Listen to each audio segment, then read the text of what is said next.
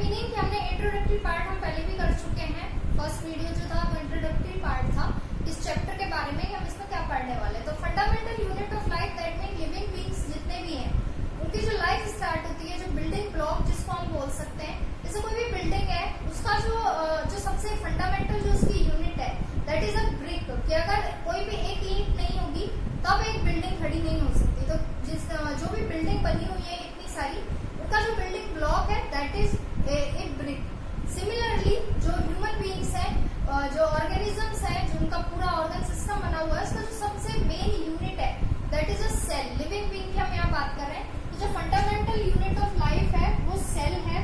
इस पूरे चैप्टर में हम सेल के बारे में पढ़ेंगे। प्रीवियस वीडियो में हमने सेल थ्योरी पढ़ा था कि सेल थ्योरी क्या है। सबसे पहले सेल को हम बोल सकते हैं स्मॉलेस्ट यूनिटी नहीं, सेल जो है smallest structural and functional as well. तो cell is a smallest structural and functional unit of life. Structural mean कि अगर कोई भी ऑर्गेनिज्म है उसकी जो स्ट्रक्चर जो बनेगी, उसका जो सबसे छोटा पार्ट होगा, जो सबसे स्मॉलेस्ट यूनिट होगी दैट इज सेल। सेल के बिना स्ट्रक्चर ही नहीं हो सकती किसी भी ऑर्गेनिज्म की, किसी भी लिविंग बीइंग की। सिमिलरली फंक्शनल यूनिट भी सेल ही है। जो भी पूरी बॉडी फंक्शन करती है उसमें जो सबसे छोटा पार्ट है, जो स्मॉलेस्ट यूनिट है that is cell. Cell and cell, एक group of cell form a tissue.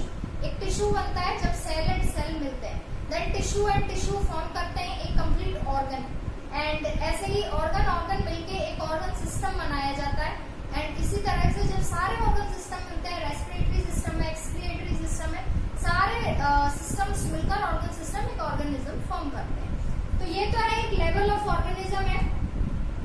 इसके बाद आज जो हम पढ़े सेल थ्योरी भी हमने पढ़ चुके हैं। सेल थ्योरी के पॉइंट्स क्या थी सेल थ्योरी, स्केलेटन एंड सचुआन ने दी थी सेल थ्योरी 1838 में। आज जो स्टार्ट करेंगे that is unicellular and multicellular. Mean divide किया गया है, ऑर्गेनिजम्स को डिवाइड किया गया है उनके सेल के अकॉर्डिंग, नंबर ऑफ सेल्स के अकॉर्डिंग। तो दो चीजों में डिवाइड किए गए, एक तो यूनिसेल्यूलर एंड मल्टीसेल्यूलर। मैं पहले नॉर्मली बता देती हूँ। यूनिसेल्यूलर, यूनि वर्ड का मीनिंग होता है वन। दैट मीन ऐसा ऑर्गेनिज्म जिसमें ओनली सिंगल सेल प्रेजेंट होगी that is unicellular organism. And जहां पर एक या दो से ज्यादा सेल्स प्रेजेंट होगी मल्टी सेल्यूलर ऑर्गेनिज्म उसे बोलते हैं। तो यूनिसेल्यूलर ऑर्गेनिज्म में एक ही सेल होती है एंड वही एक सेल पूरी बॉडी के जो सारे फंक्शंस हैं वो चलाती है। स्ट्रक्चर भी उसी एक सेल पर टिकी हुई होती है एंड सारे फंक्शंस भी वही एक सेल कैरिड आउट करती है। तो यूनिसेल्यूलर ऑर्गेनिजम्स में लिखेंगे unicellular organisms are those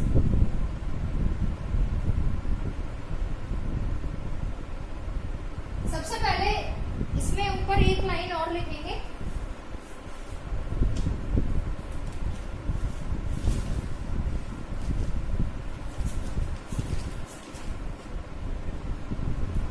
types of organism.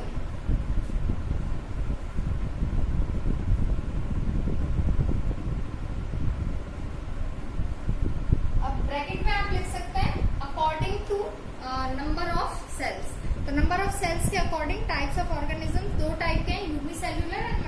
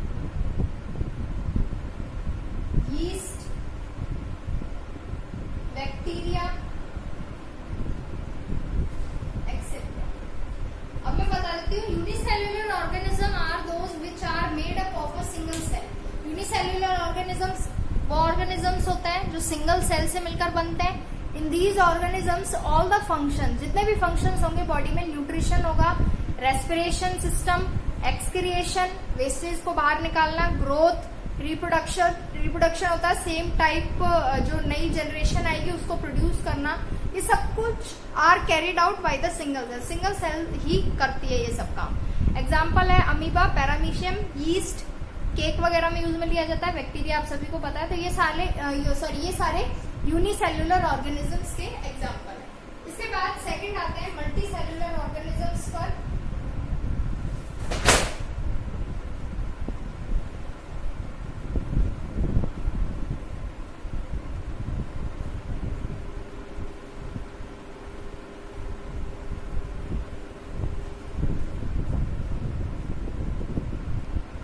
Second is multicellular organism.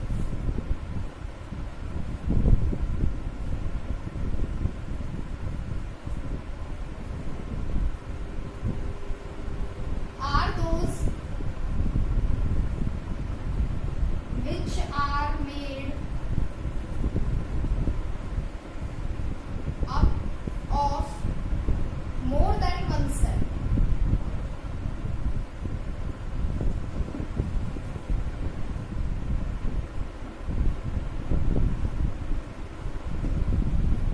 एक सेल से ज्यादा सेल होंगी तो वो मल्टीसेल्युलर ऑर्गेनिजम्स होंगे। Different cell perform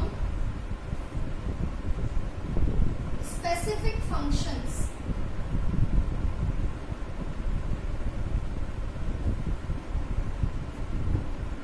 all common plants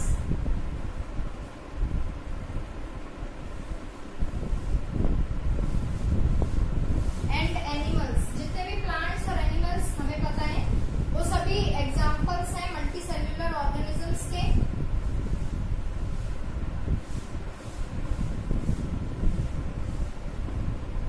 and एक नोट में लिख सकते हैं human beings contain trillion, million, billion and then trillions of cell. Human being में ट्रिलियंस ऑफ सेल्स जो होती हैं वो प्रेजेंट होती हैं। तो मल्टीसेल्युलर ऑर्गेनिजम्स जो मोर देन वन सेल से बने हो और जितनी सेल्स होंगी उनके सबके स्पेसिफिक फंक्शंस अलग अलग होंगे। बॉडी में किस सेल को क्या काम करना है वो सबके फंक्शंस अलग अलग हैं। एंड जितने भी प्लांट्स, एनिमल्स हैं, ह्यूमन बीइंग्स, ये सब एग्जाम्पल है मल्टीसेल्युलर ऑर्गेनिजम्स का। अब इसके बाद जो टॉपिक आएगा that is shape of the cell. अब जो सेल है उनके शेप कैसे कैसे होंगे वो अब हम पढ़ेंगे।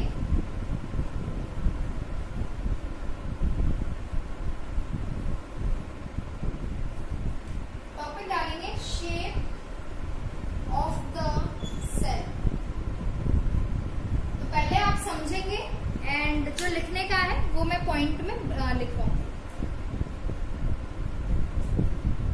तो शेप ऑफ द सेल है through the basic structure of cell is same, क्योंकि हमने सेल थ्योरी में पढ़ा था कि जो बेसिक स्ट्रक्चर होता है जो सेल का वो सेम होता है सभी में ही।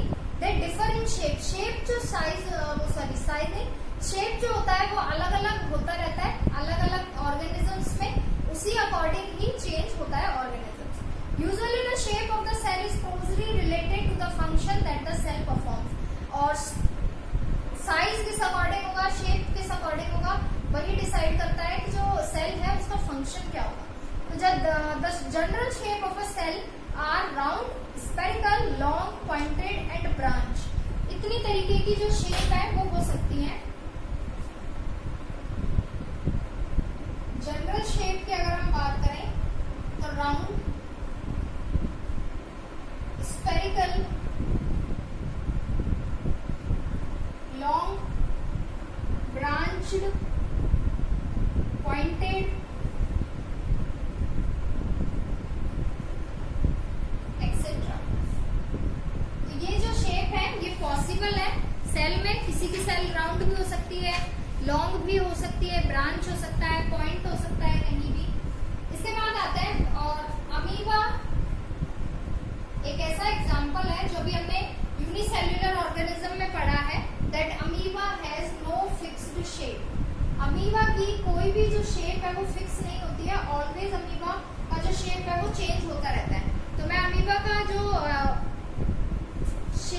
वो हम अलग कैसे भी बना सकते हैं। इस तरीके से रिप्रेजेंट करते हैं अमीबा को। यहाँ बीच में न्यूक्लियस होता है उसका, तो अब मैंने इस तरीके से बनाया, आप इस तरीके से भी बना सकते हैं।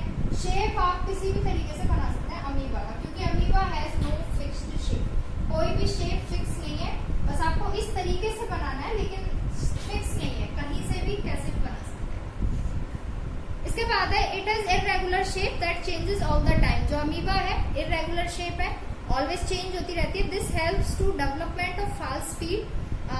वो आगे बढ़ते हैं। इसके बाद आते हैं नर्व सेल्स पर। नर्व सेल्स जो हमारी बॉडी में होती हैं उनका शेप होता है लॉन्ग होता है and branch. Shape of nerve cells, उनका शेप होगा long, branch and thread like. Thread जैसा शेप होता है और लॉन्ग होता है, ब्रांच होता है। इसके बाद ये जो नर्व सेल है, these cells are responsible to form a network to quickly pass signal to brain.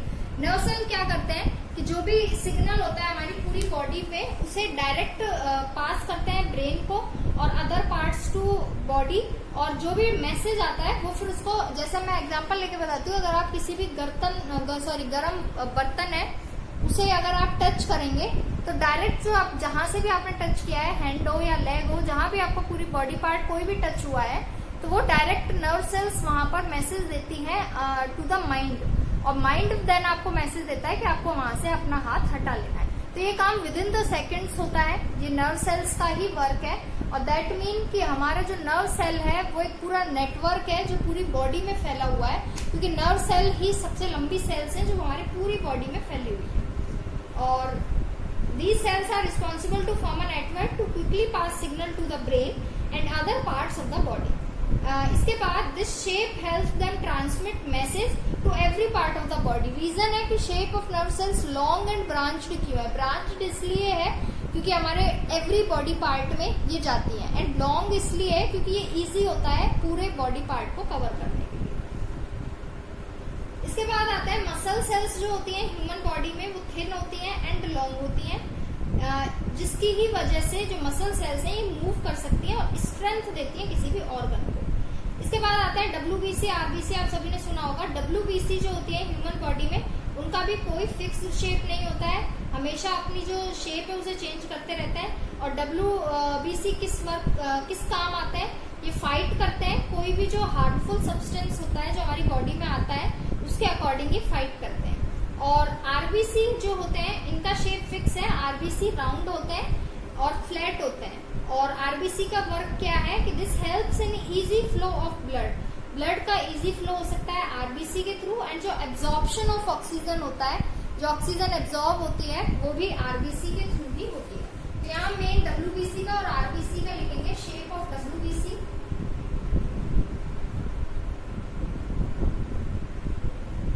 shape of WBC, no fixed shape, changes every time, and shape of RBC, round and flat.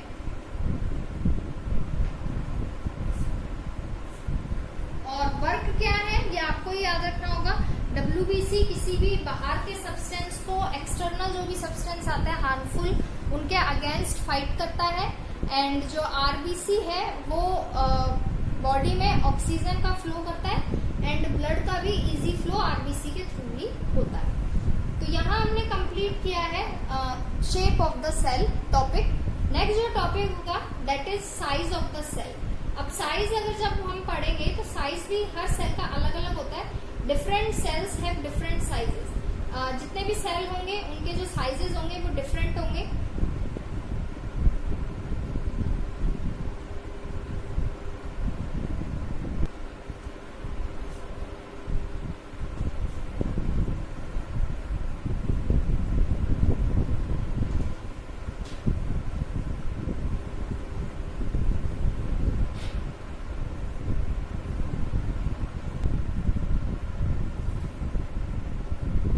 Next topic, size of the cell.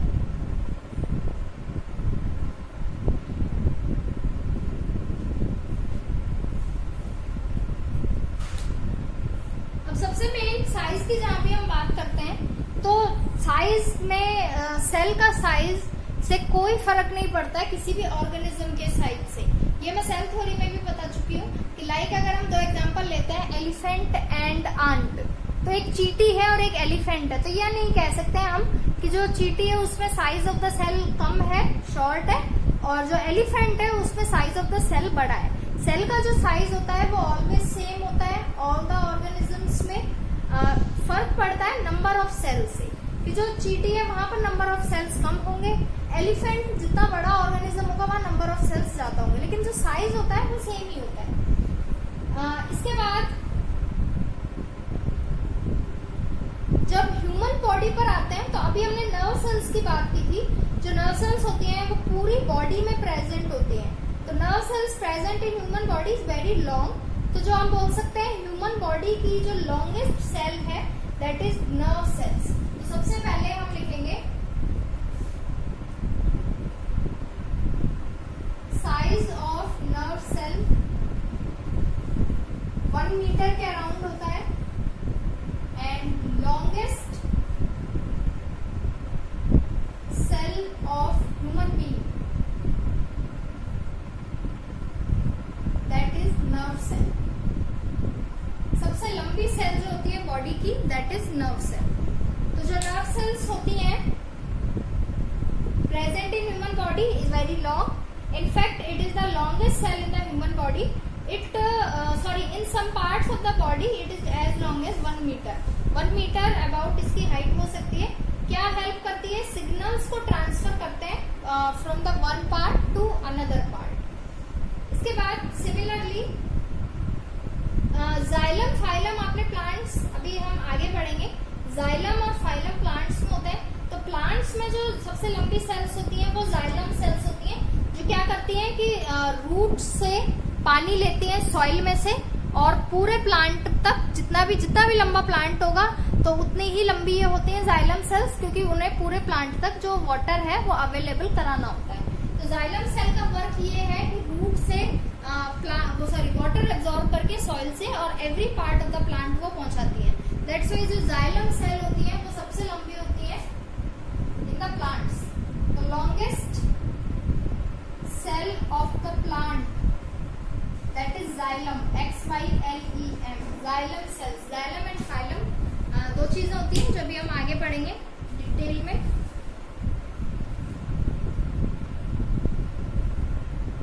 And जब हम longest key बात की है तो इसके बाद हम smallest की भी बात करेंगे। तो स्मॉलेस्ट जो सेल्स होती हैं वो हमारी ब्लड सेल्स होती हैं, आरबीसी, डब्ल्यूबीसी, जो ब्लड सेल्स हैं, प्लेटलेट्स, ये हमारी smallest cell of the body है। Smallest cell of the human being, blood cells. Blood cells 3 तरीके की होती हैं, 7th 8th में पढ़ा है, आरबीसी, डब्ल्यूबीसी, प्लेटलेट्स। तो ये जो होती है सबसे स्मॉलेस्ट सेल के अंडर आती है। इसके बाद है एक साइज ऑफ सेल, अगर हम बात करें तो size of the cell measure किया जाता है माइक्रोन में। माइक्रोन होता है माइक्रोमीटर जिसको बोलते हैं, तो माइक्रोमीटर में ही साइज को मेजर किया गया है। माइक्रोमीटर क्या होता है कि 1 मीटर का अगर हम 10 लाख पार्ट कर दें, 1 मिलियन होता है, 1 मिलियन 10 लाख होता है। तो अगर हम 1 मीटर का 10 लाख पार्ट कर दें, 10 लाख उसके हिस्से कर दें, तो जो उसका एक हिस्सा होता है वो होता है 1 माइक्रोमिलियन या माइक्रोन जिसको बोलते हैं। तो इतना छोटा होता है साइज का जो सेल होगा, सेल का साइज। इसके बाद जितने भी सेल हैं उनके सबके साइज अलग अलग है।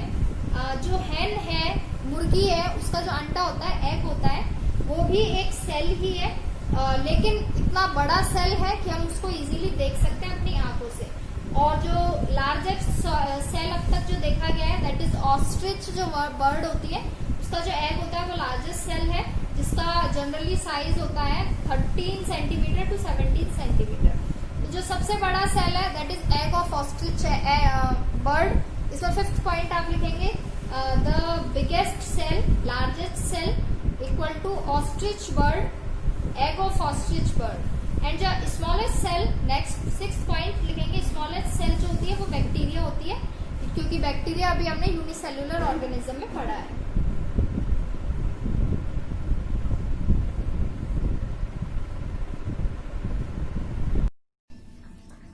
अभी हमने पढ़ा है साइज ऑफ द सेल।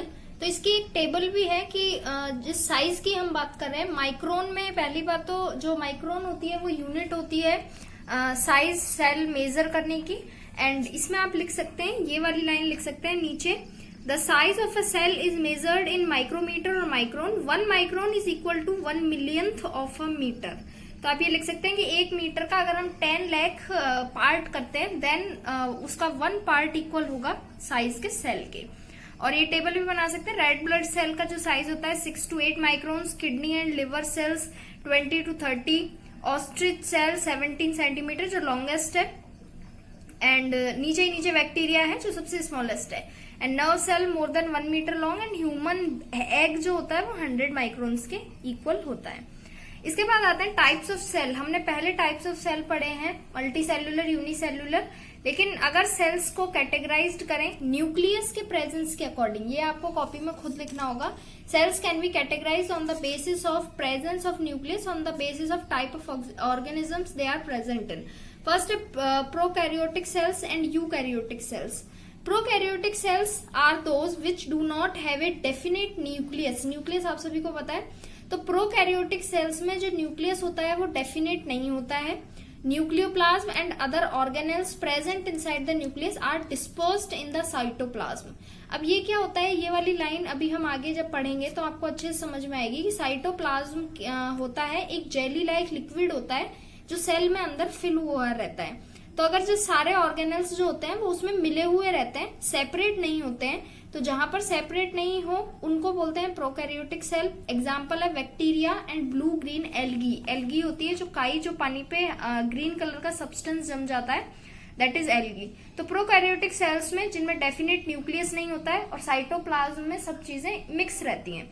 और यूकैरियोटिक सेल में सब चीजें अलग अलग होती हैं। The eukaryotic cells are those which have a clear nucleus. In other words, eukaryotic cells are those in which nucleoplasm is separate from cytoplasm. Cytoplasm एक liquid है जो सेल के अंदर होता है, और न्यूक्लियोप्लाज्म एक लिक्विड है जो न्यूक्लियस के अंदर होता है। तो जब ये दोनों ही लिक्विड्स आपस में मिले हुए रहे तो वो तो प्रोकैरियोटिक सेल्स है। एंड अगर ये दोनों लिक्विड्स आपस में सेपरेटेड रहते हैं तो ये यूकैरियोटिक सेल्स होते हैं। एंड प्रोकैरियोटिक सेल्स के 2 ही एग्जांपल है, bacteria and blue green algae. और बैक्टीरिया और एल्गी को छोड़ के जितनी भी चीजें हैं all are eukaryotic cells. तो eukaryotic cells are present in all living being except bacteria and green algae. तो इसको या तो आप पॉइंट बना के लिख सकते हैं, फर्स्ट डेफिनेशन, देन ये सेकंड वाली लाइन, थर्ड में एग्जांपल, या फिर ऐसे ही पैराग्राफ में लिख सकते हैं। तो आपको ये size of the cell topic के बाद prokaryotic cell and eukaryotic cell ये लिखना है। इसके बाद जो आपको लिखना है that is plant cell and animal cell. अब जो आगे हम स्टार्ट करेंगे, प्लांट सेल और एनिमल सेल क्या होता है। The cells found in parts of plants are called plant cell. Plant के अंदर जो सेल होगी that is plant cell, and animal के अंदर जो सेल होगी तो वो है एनिमल सेल। अब आपको जो नेक्स्ट वीडियो मिलेगा वो बुक में से ही मिलेगा, जिसमें हम ये नेक्स्ट टॉपिक स्टार्ट करेंगे, structure of the cell. Cell का स्ट्रक्चर कैसा होता है, तो मैं मेनली शॉर्ट में बता रही हूँ कि आपको करना क्या है उस वीडियो के बाद। उस वीडियो में सब कुछ डिटेल में होगा, पहले आपको वो समझना है। कॉपी में क्या क्या लिखना है, प्रोकैरियोटिक सेल लिख चुके होंगे आप, eukaryotic cell, plant cell and animal cell. इसके बाद आप सबसे पहले प्लांट सेल का डायग्राम बनाएंगे जो आपको नेक्स्ट वीडियो में मिलेगा। एनिमल सेल का डायग्राम बनाएंगे। इसके बाद सेल मेम्ब्रेन पहले आप पढ़ेंगे, इसमें से कुछ पॉइंट जो मेन होंगे वो आप अपनी कॉपी में खुद बनाएंगे। सेल वॉल आप पढ़ेंगे, उस वीडियो में कंप्लीट डिटेल मिलेगा, इसके बारे में कुछ पॉइंट्स मिलेंगे, आप खुद पॉइंट बनाएंगे। ये टेबल है, ये आपको बनानी है। Cell membrane and cell wall में क्या डिफरेंस है, ये टेबल आप एज इट इज कॉपी में बनाएंगे। देन आप साइटोप्लाज्म पहले समझेंगे और उसके बारे में जो मेन पॉइंट हैं, एटलीस्ट 5 पॉइंट्स आपको कॉपी में लिखने हैं for the each point. Then आपको सेल ऑर्गेनेल्स मिलेगा, सेम आप एज इट इज लिखेंगे। माइटोकॉन्ड्रिया जब आपको मिलेगा तो माइटोकॉन्ड्रिया के में आप छोटा सा पैराग्राफ है, ये कंप्लीट लिखना है, काटना पीटना कहीं से भी नहीं है। सिमिलरली वकल आपको मिलेगा, ये भी आपको कंप्लीट लिखना है। गोल्गी अपैरेटस आपको मिलेगा, ये भी आपको कंप्लीट लिखना है। और उसके बाद इतना आपको नेक्स्ट वीडियो में मिलेगा, ये आपको कंप्लीट करना है। एंड देन जो भी आगे का होगा वो आपको नेक्स्ट वीडियो में मिलेगा। तो ये बुक में से आपको ओनली पढ़ना नहीं है, समझने के बाद एज इट इज आपको अपनी कॉपी में भी लिखना है, ये लर्न करना है, बिकॉज ये ओनली 4-5 लाइन्स हैं।